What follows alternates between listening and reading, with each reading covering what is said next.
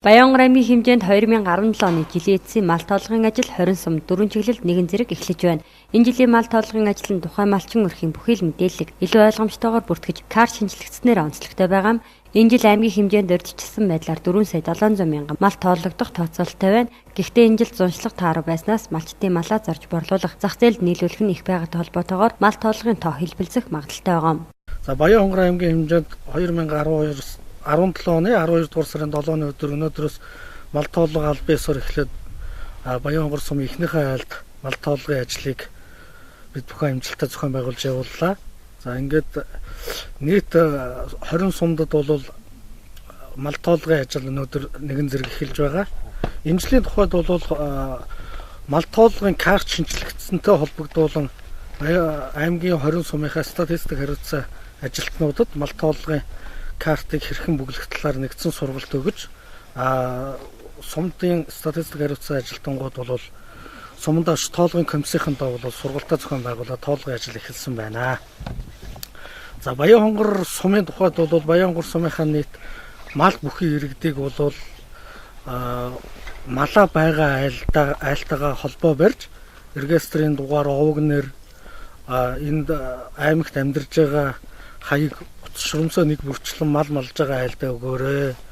Мал бүхий өрхийнхөө малыг бид нар бол одоо энэ жил нэг бүрчлэн тусдан тоолё гэж байгаа. Яагаад вэ гэвэл альва зээл малчны зээл авахтай холбогдуулаад ярихад бол аймгийн төв дээр мал бүхий өрхөд малчныхаа зээлийг авах гээд очиход тухайн малтай өрхийн мал бол малчин дээр нэгдсэн тоологдсон байдаг учраас бол малтай өрх малчны зээл авах болцоо нь бол хаагдж байгаа. Тэгээд энэтэй холбогдуулаад бол Баянгар сумынхаа мал бүхий өрхрүүдийг малаа малчинтайгаа холбоо барьж мэдээлэл өгж малаа тусдан тоолуулно.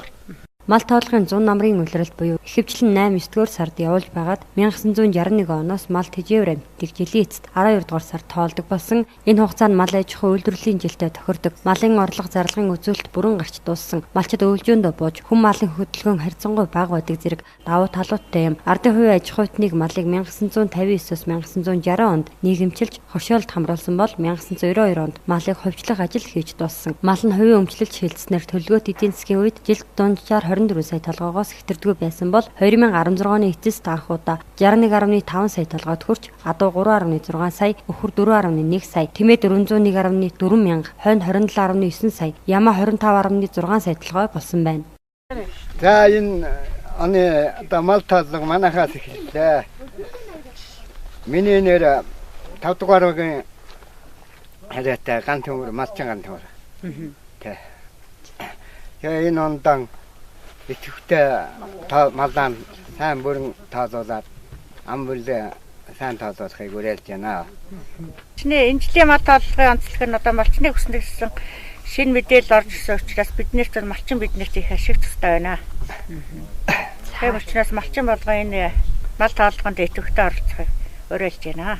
2017 оны мал тооллогыг сумын засаг даргын захирамжаа гарч 4 чиглэлд сумын хэмжээнд 4 чиглэлд мал тоолгын ажлыг эхлүүлж байна. Ингээд одоо төрн малаа тоолж малчт нь бүтэн ажлынхаа дүнг гаргадаг уламжлалтай ингээд малч өрх одоо тоолгын ажлын комиссто ажилд амжилт амьдрал нэрүүлэх сайн сайхан болгоны хүсэн өрөөё. Баянгар сумын агаарын бохирдлыг бууруулах зорилгоор 4-5 дугаар багийн гэр хорооллын 1100 орчим айл өрхүүдэд цахилгаан хаалгаагуурыг хөнгөлөлтийн үнээр нийлүүлэх ажлыг хэрэгжүүлэх гэж байгаа тул иргэдэд мэдээлэл өгөх, цахилгаан хаалгаагаар борлуулах үзэсгэлэн худалдааг засаг даргын хамгийн газрын хөрөнгө оруулалт төвчлийн бодлогын төлөвлөлтийн эхэлтэс байгаль орчин аялал жуулчлалын газар Баянгар сумын засаг даргын хамгийн газраас хамтран 12 дугаар сарын 10-ны ням гарагт 11 цагаас баган талбай зохион байгуулах гэж байна. Иймд ард иргэд та бүхэн тус арга хэмжээнд өргөнөөр оролцсноо. За Баянгар аймгийн засаг дарга болон Баянгар сумын засаг даргын мөрийн хөтлөөр үндсэн чиглэлд байгаль орчны бохирлыг бууруулах чиглэлээр нийт ялангуяа өвлөө үйлрэл дутааг бууруулах чиглэлээр одоо эрчим хүчний салбарт одоо 4-5 дугаар дээр бол 2 тариф тоолор тавигдсан байж байгаа. За 2 тариф тоолорын ач холбогдол нь юу гэвэл шөнийн цагт одоо оройн 6-аас өглөө орой 11 цагаас өглөө 6 цаг хүртэл одоо хөнгөлтэй тарифаар иргэдэд үйлчлэх энэ чиглэлийн хэрэгжүүлэх зорилгоор бол 2 тэрбум доллар тавигдсан. За 2 тэрбум доллар тавигдсантай холбогдуулаад энэ 2017 оны 12 сарын одоо 11-ний өглөө 11 цагаас одоо захиргаа халаагаараар орон байрыг халаадаг компаниуд одоо ирж энд үзэсгэлэн худалдаа хийх гэж байна. Энэ үзэсгэлэн худалдаанд одоо 4-5 дугаар багийн иргэдийг одоо бүрэн оролцож энд одоо бас сум орон аймаг орон нутгаас одоо тодорхой хэмжээний бодлого шийдвэрүүдийг давхар ярих байгаа. Тэгэхээр энэ захиргаа халаагаар тавих тоног төхөөрөмжтэй танилцаж гэр орон бусад газруудаа бас захиргаа халаагаар тавих боломж нөхцөл бүрдэж байгааг одоо судлаад эндээс мэдээлэл аваад тодорхой хэмжээгээр энд оролцож идэвхтэй ажиллахыг одоо уриалж байна. За дээр нь одоо энэ 2018 онд дахиад 3 дугаар баг 6 дугаар баг одоо бас захиргаа халаагаар 2 тэрбум долларыг одоо тавих гэж байгаа. Тэгэхээр энэ 2 тэрбум доллар тавьчаад өнөөдөр л иргэд бол бас энэ тарифын хөнгөлтийг захиргаанаар одоо гэр орно халаах энэ асуудлыг бас тодорхой эдэлж чадахгүй байна. Тэгмээс энэ одоо ашиглах ийм бүрэн боломж олгохоор одоо аймгийн хөрөнгө оруулалт хөгжлийн бодлогын кэлтээс за Баян хонгор сумын секторын 5 газар хамтарсан энэ үзэсгэлэн худалдааг зохион байгуулж байгаа. Тэгмээс энэ үзэсгэлэн худалдаа яг л зэрэг иргэд ирээд одоо нэлээд олон компаниуд оролцох юм хандлагатай байж байгаа. Ямар ч хэлсэн одоогийн байдлаар 5-6 компанид одоо бид нар мэдээллийг хүргүүлсэн байж байгаа. За дээр нь бас оролцсон их орон нутгийн компани ч байж байгаа. Тиймээс энэ одоо орон нутгийн компани болон Улаанбаатараас ирж оролцож байгаа энэ захиргаа халаалт дулааныг одоо хийдэг энэний үйлдвэрлэлийг бас орон нутагт одоо тодорхой хэмжээгээр хэрэгжүүлэх гэж ирж байгаа учраас энд одоо иргэд болж игэл одоо 4-5 дугаар ингээ айл өрхөөс л одоо нэг хүн өрхөөс нэг хүн ирж оролцох ийм шаардлагатай байгаа гэдгийг энд хэлж хүмүүсийг энд идэвхтэй оролцоог уриалъя. Захиргаа халаагаар хийж байгаа энэ тус компаниудад ямар шаардлага тавьсан бэ? За яг эдгээр бол тодорхой технологи л оруулж ирж байгаа шүү дээ, тийм ээ. Одоо өөрөөр энд янз бүр үнэтэй байгаа бах. Тэгээ эндээс иргэдийн одоо сонголт ямар байх нь гэдгийг нэгдүгээрт одоо бид харъя гэж байгаа. Хоёрдугаарт энд орж иж байгаа тоног төхөөрөмжийг одоо дэвшлэл нь ямар юм байна, тийм ээ. Адгийн насалд цахилгаан зарцуулах одоо хэмжээ, хүчин чадлууд нь одоо ямар байх нь, халаах хүчин чадал нь ямар байх нь, тийм ээ. Тэгээд одоо эн чинь шалнаасаа халдаг байна. Өшөө одоо босод янз бүрийн аргаар орон байрыг дулаацуулдаг ийм аргууд л зөндөө байж байгаа. Тиймээс энэнийг одоо бүгдийн нэлээд олон компани оруулж байгааг ачаал бүгд явах нь эндээс сонголт иргэдийг сонголт хийхэд нь бас нэлээд нөлөөлж байгаа гэж ингэж ойлгож байгаа. Тиймээс иргэдэл хамгийн гол нь энд ирж оролцож аль нь одоо биднэрт ашигтай байна гэдгийг сонголт хийх юм чухал байж байгаа гэдгийг энд хэлээд байгаа. За Баян хонгор аймгийн хэмжээнд агарын бохирдол ихтэй байгаатай холбогдуулаад Баян хонгор аймгийн засаг даргын 5 газар, Баян хонгор сумын засаг даргын 5 газар хамтраад одоо энэ арт иргэдийн одоо айл өрхүүдэд цахилгаан халаагаар тавих ажил явагдаж байна. За энэ цахилгаан халаагаар тавих ажлын хүрээнд өмнө нь одоо 4 дугаар багуудад судалгаа хийгдсэн байгаа. Мөн 4 дугаар багт одоо 4 дугаар багийн нийт 1100 өрхөд 2 тариф тоолоор буюу өнгөлтэй тариф тоолоор тавигдсан байгаа. За тэгээд энэ ажлын хүрээнд одоо цахилгаан халаагаар авах компаниудын сонгон шалгаруулалт явагдаж байна. За энэ бүтэн сайд буюу 12 сарын 10-ны өдөр одоо манай багын талбай дээр одоо цахилгаан халаагаар үзэсгэлэн худалдаа явагдаж одоо хотоос болон аймагаас одоо компаниуд оролцсон. За энэ үзэсгэлэн худалдаан дээр одоо хамгийн одоо хэмнэлт гаргаж байгаа тэр одоо компаниг бид нэр сонгон шалгаруулад айлуудаа эхний ээлжинд 5-600 айлд цахилгаан халаагаар тавих гэж байгаа. Тэгээд он гаргаад дараагийн одоо айлуудад 3-6 дугаар багийн айлууд гэдэг ингээд шачигтай энэ ажил ингээд явагдаж байна. За тэгээд энэ ажлын хүрээнд одоо энэ үзэсгэлэн худалдаанд оролцох компани буюу иргэн аж ахуйн нэгж байвал одоо манай Баян хонгор сумын засаг даргын 5 газар дээр ирж бүртгүүлээд одоо энэ үзэсгэлэн худалдаанд орж бас энэ тендерт хамрагдах боломжтой байгаамаа. Зам тээврийн ослыг бууруулах зорилгоор замын цагдаагийн албанаас гудамж замын хөдөлгөөнд оролцож буй тээврийн хэрэгслийн жолооч зорчигчид түнчлэн улсын болон орон нутгийн авцамт хөдөлгөөнд оролцогчдын хамгаалах хүсний хэрэглээ зөрчлийг илрүүлэх, таслан зогсоох, бууруулах, иргэд хөдөлгөөнд оролцогчдыг аюулгүй ая тухтай хөдөлгөөнд оролцох нөхцөлийг бүрдүүлэх, зам тээврийн осол хэрэг зөрчлөөс урьдчилан сэргийлэх, хамгаалах бус хамгаалтын суудлыг хэрэглүүлж хэвшүүлэх зорилгоор Монгол улсын хэмжээнд хамгаалах бус аяныг 2017 оны 12 дугаар сард зохион байгуулж эхлээд байна. Замын цагдаагийн албаны өрсөн зэрэг хилцэн дарга баталсан өдрөмжийн дагуу бол хамгаалах бүс, хамгаалагчсан амьдрал гэсэн ийм аян улсын хэмжээнд зохион байгуулагдаж байгаа 1 сарын хугацаатай. За энэ аяны хүрээнд ер нь манай ард иргэд жолооч нар маань хамгаалах бүсийг зүүж хөвснээр зам тээврийн осол хэрэгээс урьдчилан сэргийлэх одоо гол нэг арга хэмжээ юм байгаа юм. Өнөөдөр эрсдэл альва нэгэн эрсдэл одоо аюул осол хэлж ирдгүү, гинтийн байдлаар ирдэг.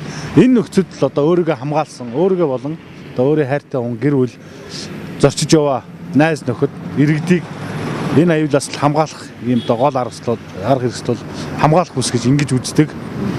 Хамгаалах бүсийг бол ер нь Баянгар аймгийн хэмжээнд за 9-р сард ажил авснаас хойш энэ арга хэмжээг бол хэрэгжүүлэх талаар өдөр болгон одоо ажиллаж байгааг шийдэж болно. Ер нь хамгаалах бүс гэдэг бол жолоочийн хамгийн гол үүрэг. Жолооч өнөөдөр автомашин жолоотоод замд гарахдаа бичгүүрнтийнхаа бүрдэл хөдөлгөөнд оролцсон нөхцөл хамгаалах бүсийг өөрөө болон зорчигчдод зөвлөх энэ үүрэг бол жолоочийн үүрэгтэй салшгүй холбоотой нэг юм хэсэг байдаг. За мөн аяны хүрээнд бол нийт жолооч нараас бас санд асуулга авна. Хамгаалах бүс зүүснээр ер нь энэ бүсний ач холбогдол юу юм бэ? Хамгаалах бүсийг ер нь жолооч нар хэрхэн юу гэж ойлгодгийг. Өнөөдөр бол энийг зүгээр цагдаад зүүж харуулах энэ хамгаалах бүс бол зүгээр нэг хэрэгсэл биш. Өөрийгөө болон өрөө төслийг хамгаалах ийм гол хэрэгсэл гэдгийг л иргэд жолооч нар ухамсарлах юм бол одоо болцгүй аюул одоо орцсон нөхцөлд одоо 70% хамгаална гэдэг ингээд шинжлэх ухаанаар батлагдсан ийм хэрэгсэл учраас хамгаалах бүсийг зүүж хөвшөөрэй гэж ингээд жолооч нартай хэлмээр байна. За ер нь энэ сарын хугацаанд бол энэ арга хэмжээний хүрээнд бас хүүхдүүдээр хамгаалах бүс гэж ер нь юу юм хамгаалах бүсний ач холбогдол гэж юу юм гэсэн ийм сэдвээр бас ийм эсэв бичлэгээ уралдаан, зохион бичлэгээ уралдаан юм зарлах юм бодолтой байгаа. За энэ аяны маань хүрээнд 2-оос 3 удаа бол шөнийн энэ нэвтрүүлгийг бас хэвлэл мэдээллийн байгууллагатай хамтарч зохион байгуулах юм төлөвлөгөөтэй байгаа. За өнөөдөр та бүхэн бас энэ аяны хүрээнд өнөөдөр харлаа. Ер нь жолооч нар маань хамгаалах бүсийг яагаад зүүдгүй вэ гэдэг талаар бол өөрснөө бас мэдээд тайлбар өгсөн. Энэ бол мартаж болохгүй ийм зүйлээ гэдгийг анхааруулъя. Ингээд нийт жолооч, зорчигч нартаа та хамгаалах бүс зүүснээр өнөөдөр хамгаалагдсан шүү гэдгийг л одоо хэлж уриалж байна. Баянгар аймгийн хэмжээнд 2017 оны байдлаар зам тээврийн ослоор нийт 18 хүн амь нас хохирч, үүнээс 8 тээврийн хэрэгслээр зорчиж байхдаа амь нас нь эрсдсэн байна. Мөн аймгийн хэмжээнд хамгаалах бүсний хэрэглээ маш хангалтгүй. Энэ зөрчилд хяналт суларсантай холбоотой хамгаалах бүсний хяналтыг чангатгах хэрэгтэй байгаа гэдгийг аймгийн цагдаагийн газрын замын цагдаагийн засгийн дарга Ууганбаяр онцолж байна. Хамгаалтын бүсээ байнга зүүдэг штэ. Ер нь хамгаалтын бүсний ач тусыг бүгдээрээ л сайн мэдж байгаа бах тийм. Учирч болцшгүй аюул хаслаас хамгийн найдвартай хамгаалах зүйл хамгаалтын бүс гэж ойлгодог штэ. За баярлалаа. Тэгэхээр байнга хамгаалын бүсээ зүүж замын хөдөлгөөнд оролцоорой. За баярлалаа. Цагдаа хараад бүсээ зүүж байна гэж энэ дээр тохиолдсон. Энэ ерөөсө бууд суухад юу ингээ би хийсэн байхгүй юу? Тий, тэрнээс л. Ер нь бол байнга хамгаалтын бүсээ зүүж хөдөлгөөнд оролцдог үстэй. Тэгдэг. Замын хөдөлгөөнд хамгаалтын бүсээ хийж зүүж оролцсны ач тусыг та хэр мэдэх вэ? Мэднэ. За ямар ач тустай вэ? Одоо янз бүрийн огцон тоорн моромж шиг нөгөө энэ татагдаж ингэж юу яаж явах хэрэгтэй л да. Хамгаалж явах хэрэгтэй. Цонх монхруу мөрөлтэй. Одоо чангалсан зүйлтэй бол гэж харж байна. Тэгэхээр сул байна. За. Тэгэхээр цаашид замын хөдөлгөөндөө байнга хамгаалтын бүсээ зүүгээд хөвшгөн зүйтэй болно шүү дээ. За баярлалаа. Түүнчлэн хамгаалах бус хамгаалагдсан амьдрал аяны хүрээнд замын цагдаагийн газраас олон ажил арга хэмжээнүүдийг зохион байгуулахаар төлөвлөн ажиллаж байгаа юм байна. Мөн хамгаалах бүсийг жолооч нар цагдаа зүг төдий хэрэглэж байгаа нь хамгаалах бүсний хэрэглээ сүүлийн жилд багассан харагдаж байна. Хамгаалах бүсийг хэрэглэснээр жолооч болон тээврийн хэрэгслээр зорчигчид осол дөртөх тохиолдолд автомашины урд сууж явсан зорчигчийг 40-50 хувиар, ард суусан зорчигчийг 25-75 хувиар осол гэмтэл эрсдлээс бүрэн хамгаалдаг байна. Иймээс нийт замын хөдөлгөөнд оролцож буй жолооч ард иргэдийг өөрсдийн амь насаа хамгаалахын тулд хамгаалтын бүсээ зүүж хэвшгийг уриалж байна. Жишээлбэл 14-7-гийн 20-оор арга хэмжээ авах хэрэгтэй та. Хамгаалах бүс зүгээгүй хөдөлгөөнд оролцохдоо та өөрийнхөө аюулгүй байдлыг ханган болон бусдын аюулгүй байдлыг хангаж хамгаалах бүс зүүх хэрэгтэй тийм үү? За тийм учраас өрчлийн тухай хууль 14-7-гийн 20-оор 20,000 төгрөгөөр арга хэмжээ авах болчих чинь. Энэ хуулийг уншаад.